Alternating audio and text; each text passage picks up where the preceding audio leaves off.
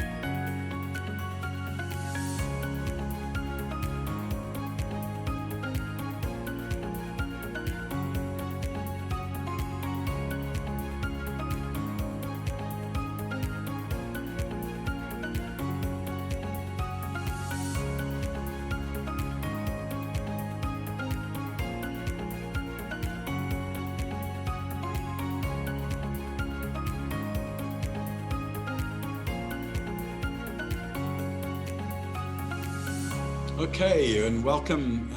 We have a fair number of people that are ready and waiting in the participant queue. So welcome to everybody. We appreciate that you've taken time at this crazy time that the world finds itself in the COVID-19 crisis. And we're so grateful that we have Tania Mather on the show today, on the webinar today. And Tania is a certified master wellness coach. And before we do that, Marshall, can I just say that the screen is not being shared for some reason? I've got Amelia's slide up there and I don't know why.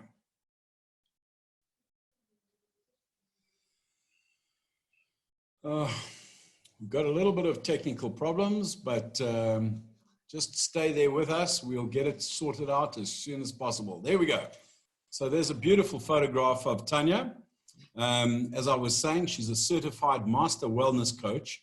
She lives in Malaga, Spain, and spent many years in Madrid, I believe. Tania? Yep.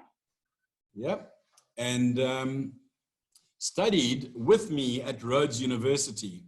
And she saw one of my posts recently and said, hey, what about us doing a webinar together where I talk about wellness for our industry? And I'm so glad that you did that and made a reconnection, Tania. It's great to be here, David, and thank you so much for the opportunity, and thank you for all of you who are here today, and yeah, thanks for taking some time out today to join us.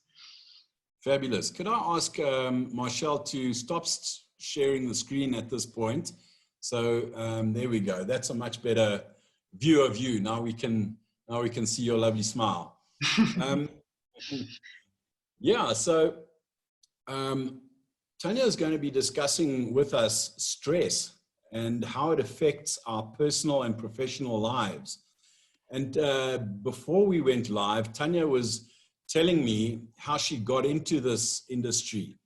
And in fact, she was in our industry before as a travel director, a planner, taking people around Spain and Portugal in a hectically creative, busy, and just tell us that story a little bit for the audience, because most of the audience are from the MICE industry all over the world. All right, so it's a very familiar industry, and I've been working for about 28 years doing this. And what happened is that in my second year doing this, because nothing was going right, nothing was going the way I wanted to, and I had a medical doctor who was on my trip, and he said to me, he gave me the best piece of advice, and he said to me, Tania, you either change professions or you change the way you're doing things, because I was making everybody stressed. And it took me, David, it took me a long time to really learn, because I was naturally, I'm half Spanish, so I've got that fiery blood in me, and it was just, and perfection, I wanted everything to be perfect, and it wasn't. And of course that was when I was manifesting serious signs of stress. Yeah. Wow. Yeah. And I think so many of us have been in that place, and I think when we're stressed is one thing, but when we start stressing other people out, that's a whole nother ball game. And so I think, this time in our world history is been unprecedented, and it's placed a lot of people upside down. Their worlds have been put upside down. Some people have lost jobs and been furloughed. Business owners are stressed out to the hilt about whether they are going to be able to sustain their businesses and keep their employees and team members in work and being able to pay them. It's unprecedented times, and there's no clear end in sight. And that makes it even more troubling. So we really are grateful that you're on the show and that you're going to be talking into that for us and hopefully giving us some help. Yeah, well, the thing is that it's so nice that you say that, David, because what the problem here is that because what I want to discuss and share with you is a little bit about from a neuroscientific point of view of how our brain functions and why it's such a difficult and challenging time for us, because we've got the thinking brain, which is really a part of our brain that is really the younger part of the brain, which is, where we plan and we organize, and, we've got our to-do lists, and we've got our, provisions as far as our businesses, as far as our personal lives are concerned. And what happens, we can anticipate and we can plan. And then we've got the other part of our brain, which is the survival. And this is more the sort of, some people call it the reptilian brain, but it's a more sort of ancient part of our brain. And what happens in this part of our brain is that it turns on a process, what in neuroscience it's called neuroception, right? And this is what it does, is it's constantly looking around to find any threat. And what it does is it's really trying to help us, because imagine I'm taking a walk and there's a precipice down there, and it's like our body will say, oh, be careful, there's a precipice. And this is the part of it. So it's constantly really, it's a threat appraisal process, okay? And it's continuing. It's really a neurological done deal. So our brain is looking for threat all the time. And what it does is that it hates unpredictability. Our primitive brain hates unpredictability. It hates what it can't control. And it really doesn't like when something is potentially threatening to our survival, or, wait for this one, or even to our ego. Okay, and if we add on top of this, we add helplessness, we add powerlessness, we add isolation, and we add loneliness. This is a huge traumatic experience that we're going to be happening. And so you were saying, David, before, that this is like unprecedented, and this is exactly what's happening. So when we look at the situation, we were all living fairly stressed lives before that. Let's face it, no time for this, like stress and whatever. But it's now that adding all of this unpredictability, where we're looking in this and we're saying, what is going to happen? So we're kind of in a moment where we're just clouded. We have no no real ability of what to do. And what happens is that the thinking brain goes into it, and it wants to start looking at the news. It wants to start looking at social media, what's happening, how, so that I can start planning and preparing. And what's happening, all where it's seeing on the news and the media, the mainstream media, is really much is feeding our fear, which is really taking us down a horrible rabbit hole, and it's not giving us any answers. Yeah, right. And it's, you know, I keep on getting, going between different almost rooms in my mind and my emotions.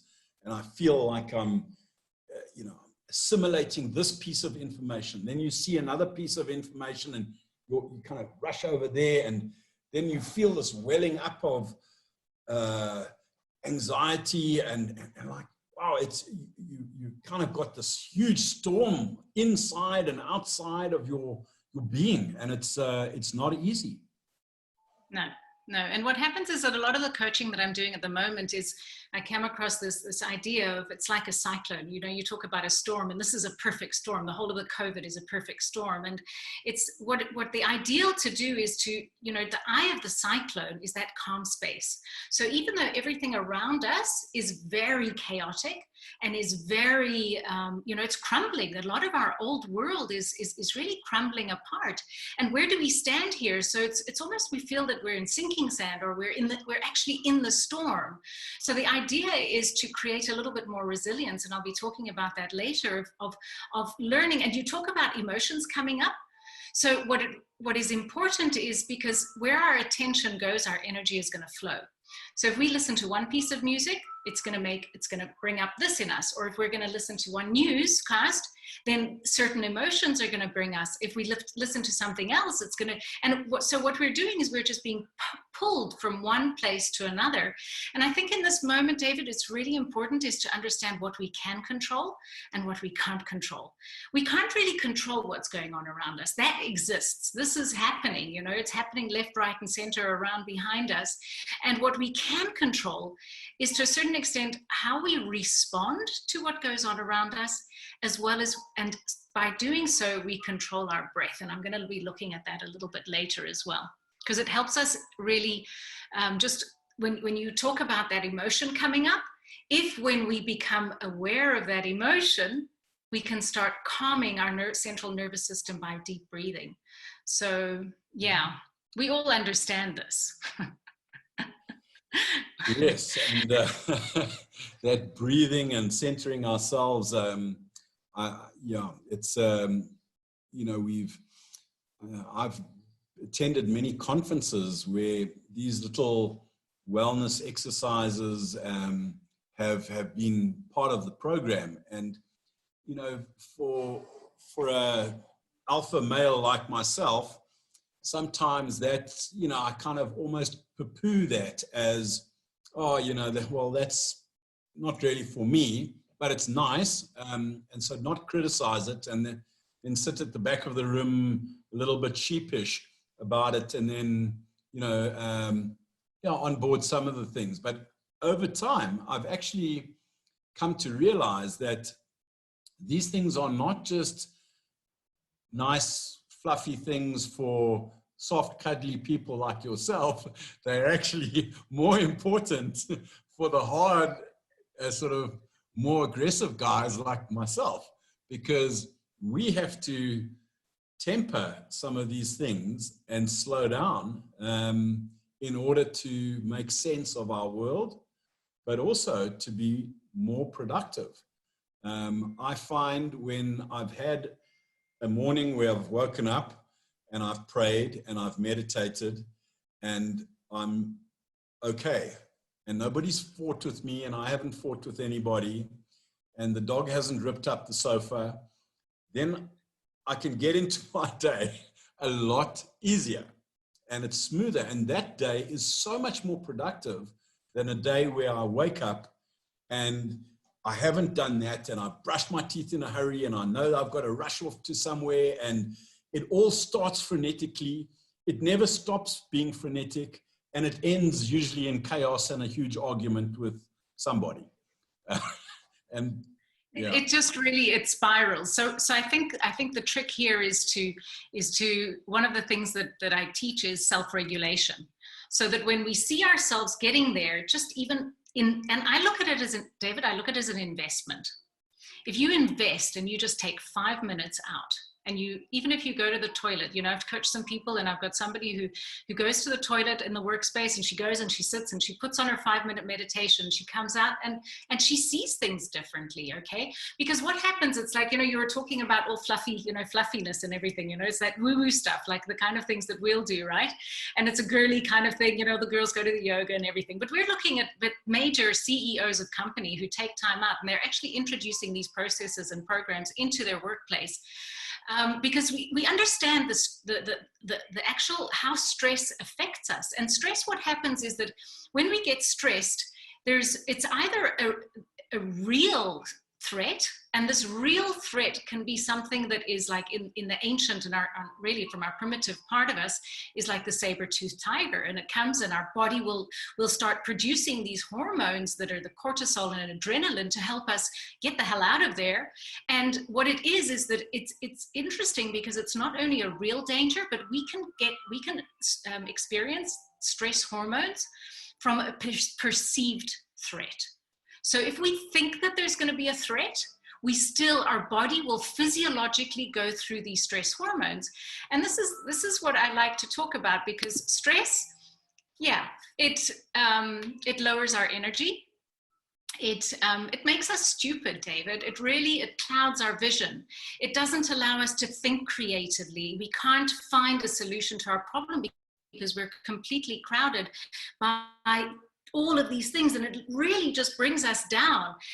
It's one of the major causes of weight gain because of all the cortisol that is being produced. It's like a sugar, so that you can have the energy to fight or flight, and so what happens is that it is fattening, and it's also it creates inflammation in the body, and inflammation, it is now proven, that is one of the precursors of most major illnesses. And the interesting thing is that stress affects the thinking brain and the survival brain in two different ways. It affects the thinking brain because what it does is we can't focus as well. We start getting forgetful. It's just like, where did I put my keys? Because your mind was somewhere else. We're either in our past or we're in our future. We can't see the positive. It's not allowing us to really see the good parts of it. It keeps us in the storm, okay, and we can't find the eye of the storm. Whereas in the survival part of the brain, what happens is that we need to reassure that survival brain continuously. So you were talking earlier about when you start, what am I going to do? We need to, in that moment, self-regulate, so that what we do is we can say, okay, calm it down, saying, is this a real threat or is it a perceived threat? And we know that this threat is something that maybe we've created in our imagination. Our imagination can really do some wonderful things. I mean, it can be positive, but it can also create these potentially horrible things. And there's an interesting thing, for those of you who ride a bicycle, but even if you don't, or a motorbike or a car, if you're looking towards the edge, your car will invariably swerve to that direction. So where we put our attention, that's where our energy is going to go. So if we are creating these images in our head of these potentially horrible scenarios, it's going to produce these stress hormones in our body. And what's going to happen is we're invariably going to go and we're going to head in that direction. So it's the principle of the motorbike, going into that direction. So I think in this moment, we have to be very mindful about really controlling our thoughts in that moment and saying, okay, this is fine, acknowledging this is coming up, taking a deep breath and just sort of saying, okay, this is not where I want, these are not the thoughts that I want to choose to think. This is not where I want to go, because look what it's doing to my body. Look what it's doing to my emotions. So I think in the sense that if we can self-regulate in those times, it's really important. And to recognize, I use the cyclone, so recognize that you're in the storm. Let's see what I can do to come back into the center of the cyclone where that calm is. What is it that, and everybody does it differently. I'll be giving some suggestions later on. Great. Well, maybe now's a good time to do that little poll and ask the participants Amelia, are you going to launch the poll? Okay, our poll is not working. I have placed the question in the participant chats. So if everybody can just respond to that, please. Yeah, if they can, Okay. if you can just sort of, or even just take a mental note of in your mind of like, what would you consider your stress levels at the moment? 0 being, you know, very little stress, and 10 being high stress. So we've got Gino's 8, Kerry's 8. We've got a couple of people coming in. There's a 9 out there. It's quite high. There's an 8, 9. Ooh, okay. Let's see if we can do something about that. 3, somebody's pretty chilled. Okay. 4. So one of the aspects, without getting too fluffy, David, one of the things that I look at is fear versus love. Okay, and it's not really the romantic kind of love. I mean, that's nice, but it's the energy of love, and it's the energy of fear. And you know, life is as simple as choosing whether you're going to go into the fear state or whether you're going to go into the love state. And what I mean by this is that all of the emotions that are surrounding the fear state are things like when you're scared, you're insecure, you're angry, you're frustrated, all of these sort of negative, so-called negative emotions. And I say negative with caution there, because what it does is that they are really, as far as frequency is concerned, as far as our energy and as far as our levels of energy concerned, what they do is that they drain our energy. Okay, so all of the emotions surrounded by the love energy are energies that are going to raise our vibration. We're going to really feel better with this. And what are these? These are mainly appreciation, to feel feel gratitude, to feel just love for an appreciation. These kind of emotions and it's simple, David. When you were talking earlier on about you just moving on, and if you can just stop even just for a moment. I mean, it's very sort of cliche to stop and smell the daisies. It's just, or the roses, whatever you're going to stop and smell, and just take a moment in your day just to take that breath and really appreciate. Because what happens is that when we look at it, is that slide up? Did you see the slide of our body's electromagnetic field when we're in our head, when we're worried, when we're concerned, and we're in the fear state? This is going to shrink our energetic system, and it's going to affect things around. So remember, David, you were talking about when you get into that stage and everything just starts going wrong. That is what we want to try and stop. We want to self-regulate. And one of the really simple, effective ways of doing this is by coming into the love, by appreciating. And we can always appreciate, even if, maybe if we focus on how our our businesses aren't doing well, but why don't we just focus on what we can appreciate? We've got running water, we've got everything. There's so much that we can appreciate, and what that does is, as you can see in the diagram, it increases our energetic field around us. Our heart energy, in fact, has 60 times greater electromagnetic field than our brains, and this has been discovered by a very interesting group of people called the Heart Math Institute in the United States, and they've actually, they put modes on people, and they've discovered this. So what happens is that when we get into the fear mode, we get into these horrible places, it lowers our immune system, it makes us, it just creates havoc in our world. And we get into the storm part, the storm of that cyclone. Whereas coming into the love sphere, we come into that warm and lovely fuzzy area that you were talking about. And the thing is, the beauty of this, the absolute beauty, and this is one of the things that I've learned, because when I work with my clients, and they say they've done a transatlantic flight and they come over, they've lost their luggage, they're absolutely furious, they're raging or whatever, and they come up to me. And what I do, instead of getting into their energy sphere, I focus on mine. I start regulating my breath. I start connecting with my heart. I start looking at them, in a very with a lot of compassion, and I don't say a thing. I'm listening to them. I don't say a thing. And slowly but surely, within 5 minutes, they've come into my energy sphere. Their regulation, their heart rate starts to go down. Their breathing starts to relax. And it's just, it sounds magical, but there is a scientific reasoning behind this. And, the reason, it's just, people around you will feel this energy. Yes, and I'm so mindful that the discussion point around gratitude, creating a different energy, and when one moves from grumbling about something to appreciating something, no matter how small that appreciation is, that you immediately switch energy streams from a negative energy stream to a positive energy stream, and immediately it puts you totally in a different mind paradigm. And as you say, when you focus on something, that's where your energy goes. And if you're going to focus all day on the negative nonsense that's happening at the White House, or the nonsense that's happening down the road, don't worry about that for now. Just find something in your sphere that you can be grateful for. And once you start looking for those things to be grateful for, scripture talks about counting your blessings. And, if you can count your blessings and actually write them down, what am I grateful for?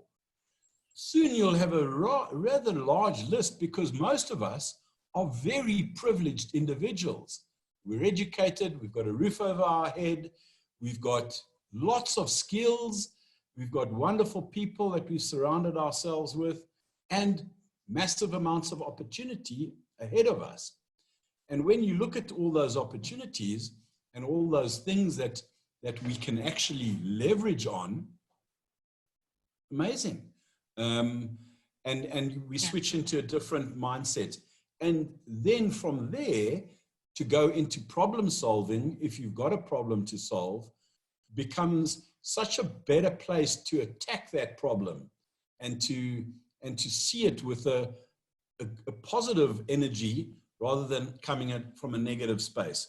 And then, as you say, you're not in stupid mode anymore. You're in, okay, my mind is clear, my creativity is open, and I'm able to move it forward. And I think that understanding and disciplining your mind to be able to do those things that a master coach is able to do is wonderful. But for us guys and girls out there that aren't master coaches, give us an example of maybe a meditation. You were maybe thinking of taking us through a meditation.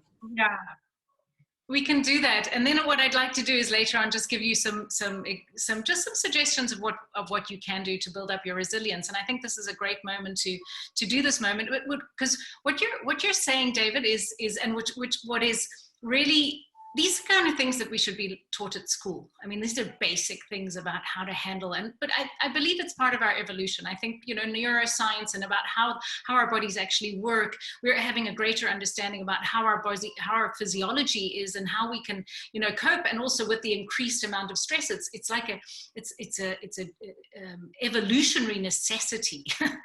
Really it is.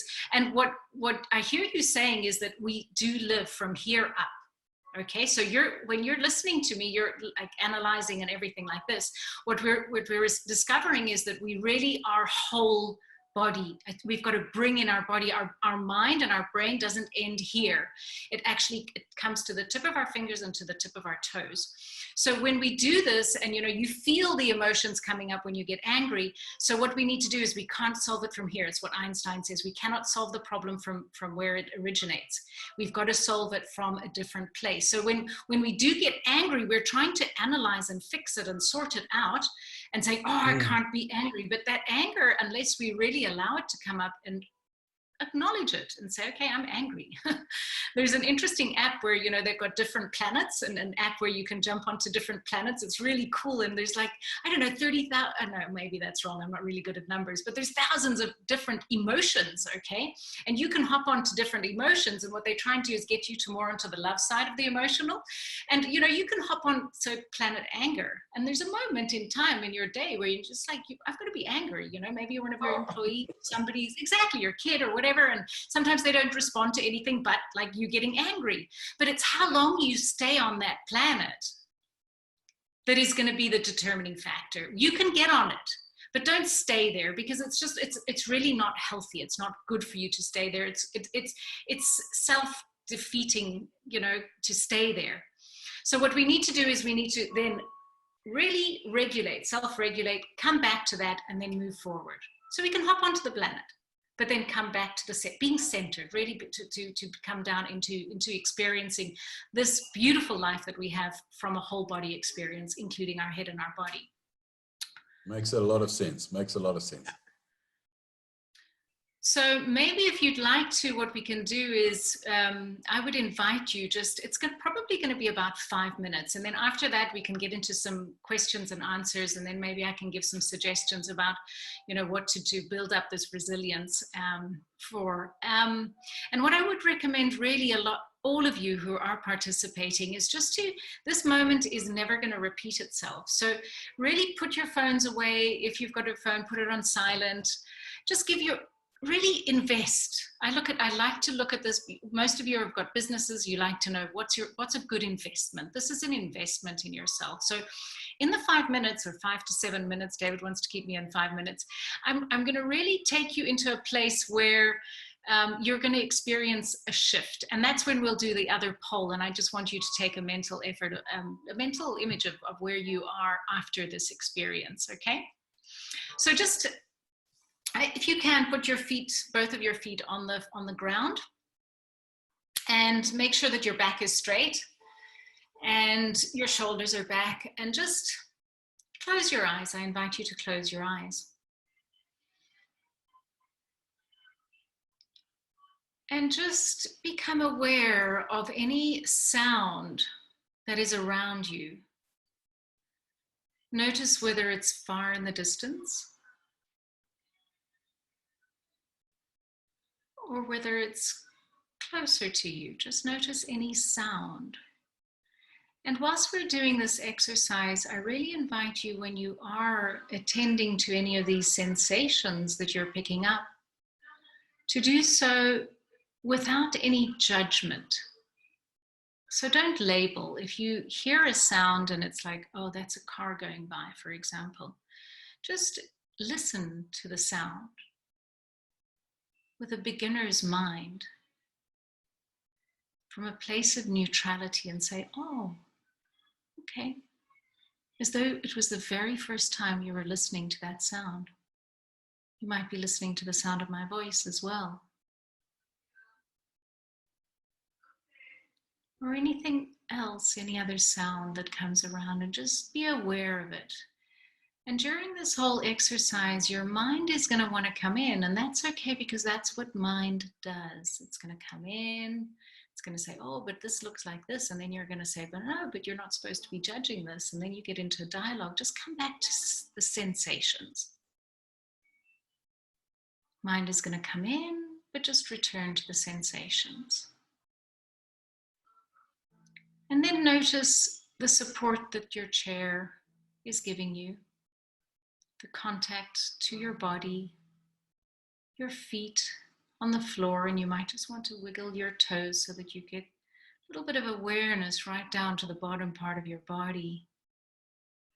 You can also notice perhaps on your skin, which is our largest organ that is holding all of this together, maybe some clothes on your skin, and you notice how that feels against your skin. And all of your skin is covered with these little sensors, able to detect the feeling of these things that are in contact with it. And just become aware of it. Scan your body and notice Oh, the back of the chair is against my back. Okay. Support. And as we do that, we're going to really go past the skin and enter into the body and notice any sensations. So you might notice something that you've never noticed before, maybe a tingling in your left, right toe, or maybe it's just a pressure in your head, or maybe in your wrist, anything, without labeling, remember, without labeling, and just observing it. Saying, oh, I've never noticed that before, and with a very gentle awareness of just what is.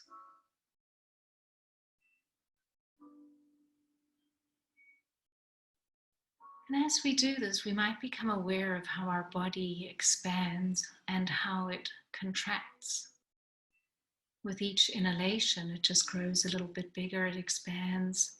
Notice where it expands. Our breath can actually expand towards the back. And as we exhale, without trying to change your breath, just as it is, it's perfect the way it is. Notice how the body sinks a little bit. And keep on focusing on your breath. And if mind comes in, that's okay, mind does that. Just come back to your breath and observing your breath. And you can take on your next inhalation, I want you just to take a really nice deep exhalation as far as you can. And what we need to do is just to really squeeze our abdominal muscles a little bit. So squeeze your ribs, squeeze your abdominal muscles, and just really let it out as much as you can. Really squeeze out, squeeze out, squeeze out, squeeze out.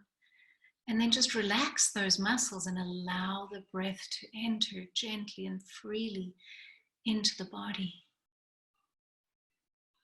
When you come to the end of the in-breath, just exhale, start the exhalation again, and just again squeeze the abdominal muscles, squeeze the air out softly, gently, but as much and as far as you can. When you think you've exhaled enough, squeeze out just a little bit more, little bit more, little bit more. You can do a little bit more, and then just relax those muscles and allow this beautiful breath to just enter into your lovely body. And one more time, we're going to really take a nice, really squeeze that exhalation out without the rest of your body tensioning. Just squeeze with your abdominal muscles and with your rib cage. Squeezing, squeezing, squeezing. And then you relax the abdominal muscles and allow that beautiful breath to come in. And go back to your normal breath. And as you do, focus on the center of your heart. Just breathing in as though you were breathing in from your heart center.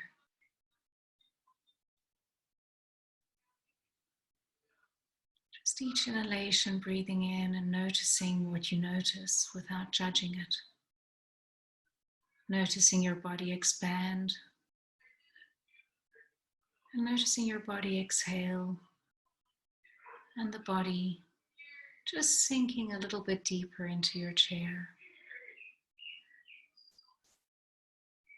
Notice any sensation in your body. Maybe any other tingling, something that's new or something that was there before and perhaps it's different, but without judging it again. Just from a place of pure, innocent observation. Notice your skin.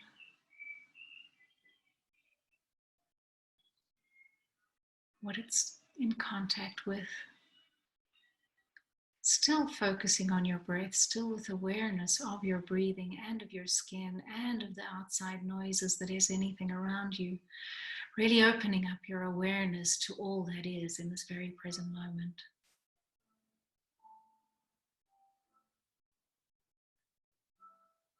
And just in this moment, feeling huge gratitude for this moment. Huge gratitude for showing up. And huge gratitude for every single cell in your body that allows you to live this experience of life exactly as it is.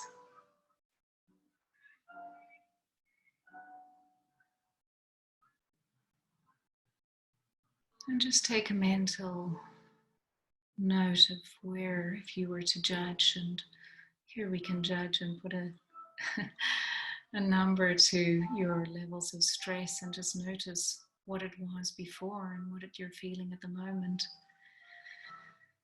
And when you're ready, you can slowly and gently open your eyes.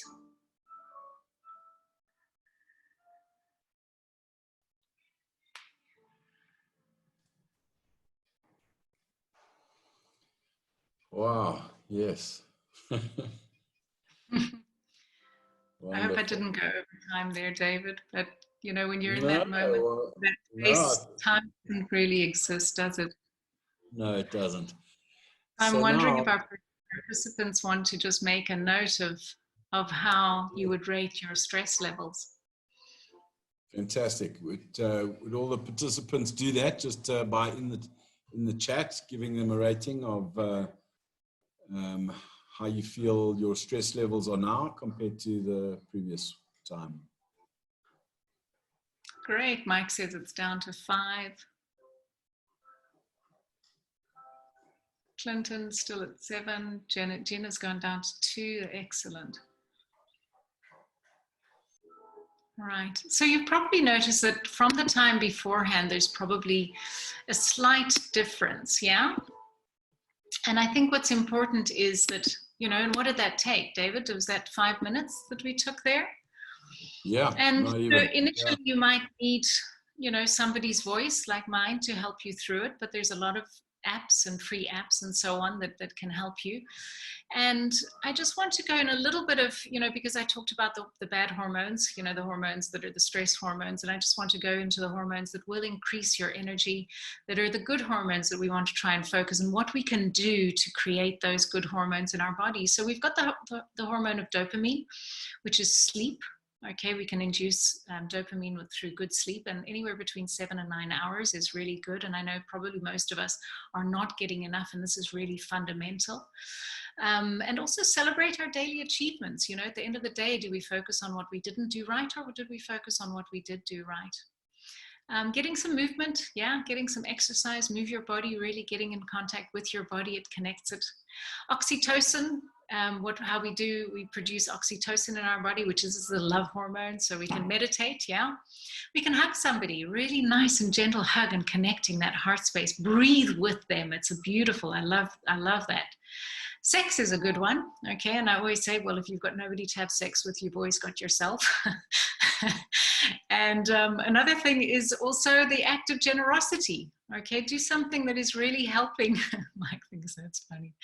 An act of generosity, do something to help other people. It really, it makes us feel better. There's another hormone, which is serotonin, which is the one of gratitude. It is also being in nature, just connecting with nature, and to remember happy times, yeah? And endorphins is practice a hobby. You know, if you haven't learned a hobby, do something that you really love, that inspires you and that creates you, you know, getting into these lovely states. Laugh, sing, dance, you know, just do all of these things that are really gonna help you, yeah. So I don't know if we want to open up the mic, and maybe if anybody's got any questions for me, if you've got any personal challenges and you'd like to ask, I don't know, Amelia or Marshall, whether anything has come up.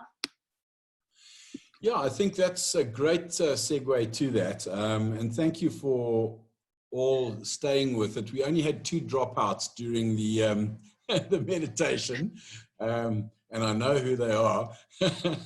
So anyway, well, I promise you I'm not going to stress anybody else out. But we've got a great audience of people. And Mike Waller, why don't you talk to us? Do you have a question? I've opened your mic now, I think. And yeah, Mike, how are you doing? Can you hear me? Yeah. Yes, I can. Fortunately, you can't see me. I'm looking quite bedraggled, David, if you must know.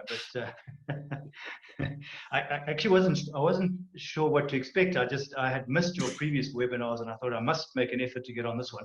And I thought you were going to ram some business speak down our throats, which I would have been just as grateful for. But was very pleasantly surprised by this session. And I've done some coaching stuff before, and been through similar sort of de-stressing exercises that Tanya's just shown us now. But I must say that was, actually just, I think it's more about realizing that if you take the time to be still a bit and focus on some of those, or rather distance yourself for a while from some of the everyday stresses. But more importantly, I think, as you say, learn to focus your energies on what you can control, and everything that you can't control, don't let that consume you. So I think that was a great tip, because I think that, not only are we trying to manage our own businesses and lives, we tend to get in sort of wrapped up in everything else that's going on, and probably take on unnecessary burden. In fact, you could probably just focus on the key stresses. Yeah, Mike, I think that's such a valid point. Tanya, do you want to speak into that a little bit? It's really interesting, Mike. Thanks for your feedback. That's really good. That's great, because one of the things is the work that I've done a lot of work with Dr. Joe Dispenza, and he talks a lot about, this is basically the basics of neuroscience and how we rewire our brain. So what happens is that we function probably on 95% of our subconscious mind, which is pretty scary, which means that only leaves us a 5% of window of when we're really fully aware of what we're doing. So what happens is that we first need to become aware of what we're doing on a habitual basis, and say, once we found that out, let's see how we can change that. And one of the really effective ways of changing that, because every time we have a thought, this thought happens, and we're building like a bridge to another neuron. So the neuron is going across here, it's thinking this, and that's every time we think that thought, that is we're building that bridge. Whereas we want to try and stop thinking those thoughts, because these thoughts are probably, they're very, very culturally tied, socially tied from our family. We get all these things about what's right, what's wrong. And a lot of the times is this right or wrong for me? We look at this, and so if we want to try and change our minds about something, we just need to really focus on the other thing that we would rather be focusing on, and changing that so that we stop really feeding that neural connection and feeding another neural connection. And one of the really fascinating tools that I work with is that if that idea comes up and you're aware of it, like, I don't want to think this anymore, and it's our internal dialogue to a large extent as well, what's going on inside of our brain. And so it's like, oh, I'm so useless at this. One of those little simple things that we're not even aware of. It's like, I can't do this. It's like, okay, having really a growth mindset about, okay, this is difficult and I can't do this yet. Okay, because if you have a growth mindset, you can learn how to do it. Okay, you can really, let me find somebody who can support me. Let me see what I can do. Learn a new skill, learn a new task. And when we do this, and when we think about this, I can't do this, let's just, a cone, so the cone just comes down. That's the image that we have of it.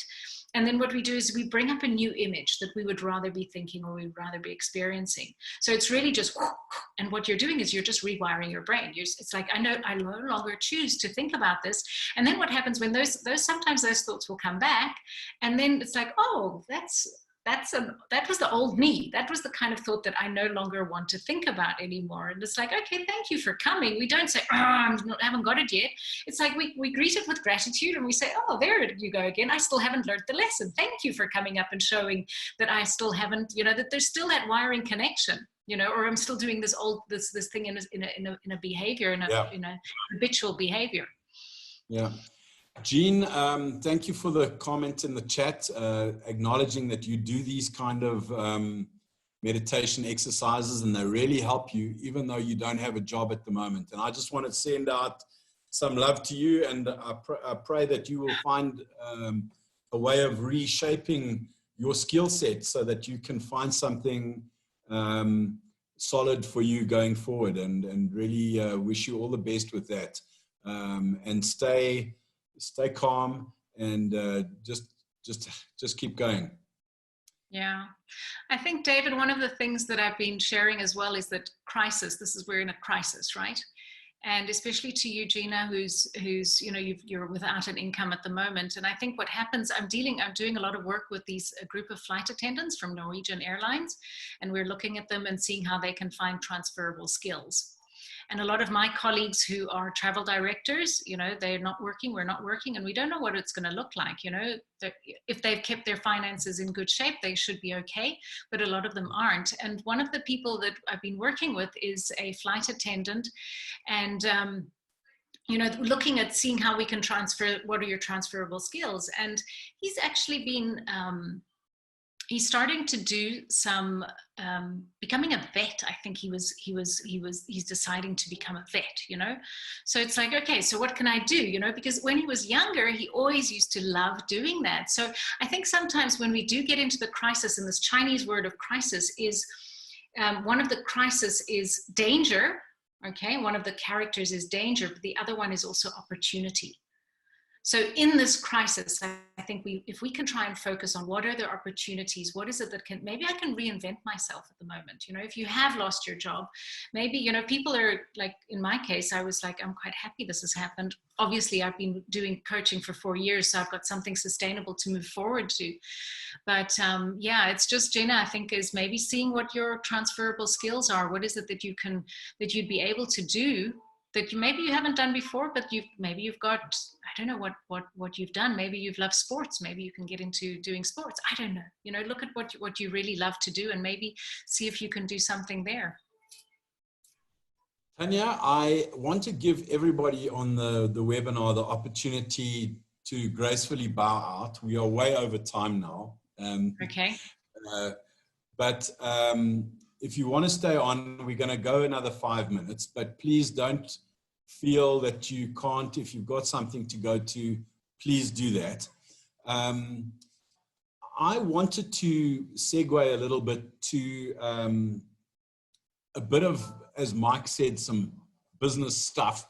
But I don't really, I think what I'm going to do is I'm going to do a separate session on what I was going to do, because I don't want to cram too much in. But just to give you a little teaser, there is a phenomenal book, and Marshall, if you could put my slide up. In South Africa, we're very familiar with this chap here called Clem Santa, but he wrote a book together with this wonderful lady, Chantal Ilbery, called The Mind of a Fox. And Clem and Chantal develop scenarios that could happen based on the information, not fake news, but real information that is happening globally. And they approach it from an economic perspective, but also from a social perspective.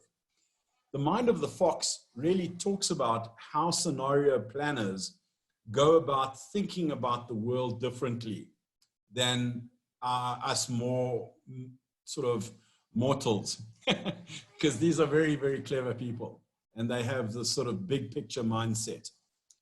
But what I like about Clem and Chantal's work, and there's recently an article that I put out there that Clem wrote about the COVID crisis, and what are the scenarios that we as business people can start thinking about.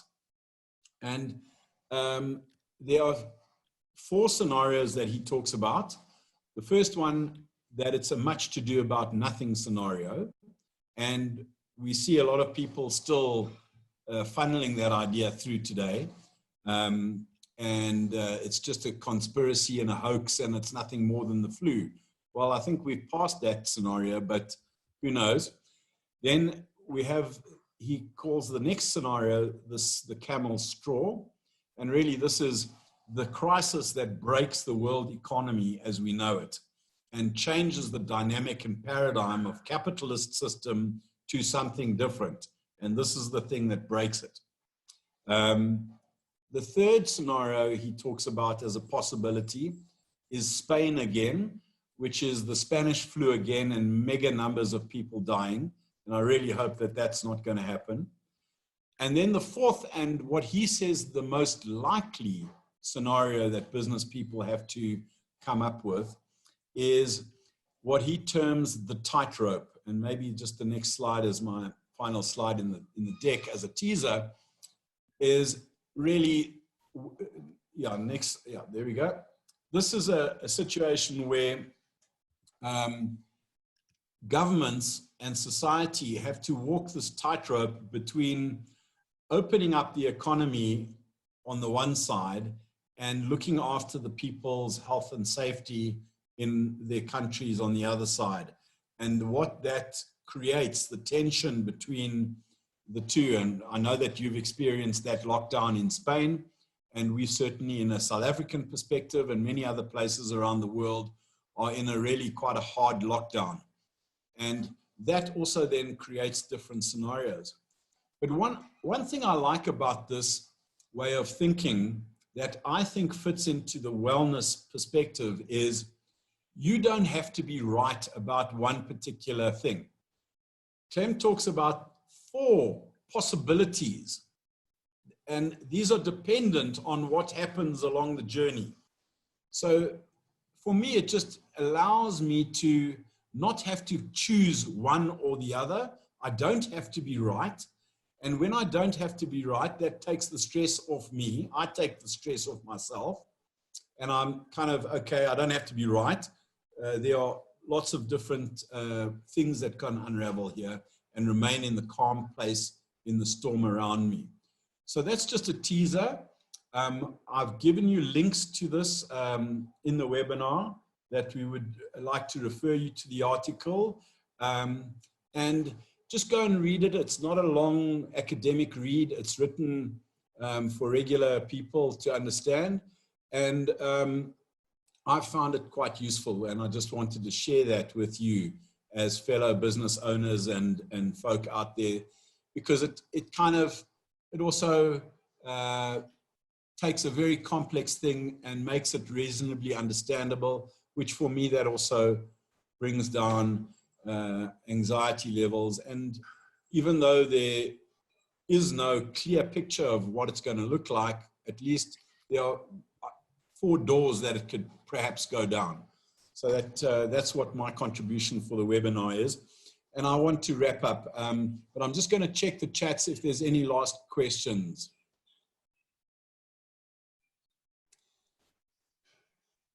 Okay. Clinton was asking about, he says they realize that these techniques can take time, and how can you structure the added stress? I don't know about looking at structures, but it's just to introduce. And I just said to him that I would recommend, to introduce. It's a good investment as far as I'm concerned. It's cost effective. When you teach your teams really basic, simple stress management techniques, it improves their lives at work, and it also improves their lives at home. They become better people. They really do. And it's a beautiful incentive to give to your employees, because what happens is that they'll appreciate, they really appreciate that, because it's something that will affect their whole life.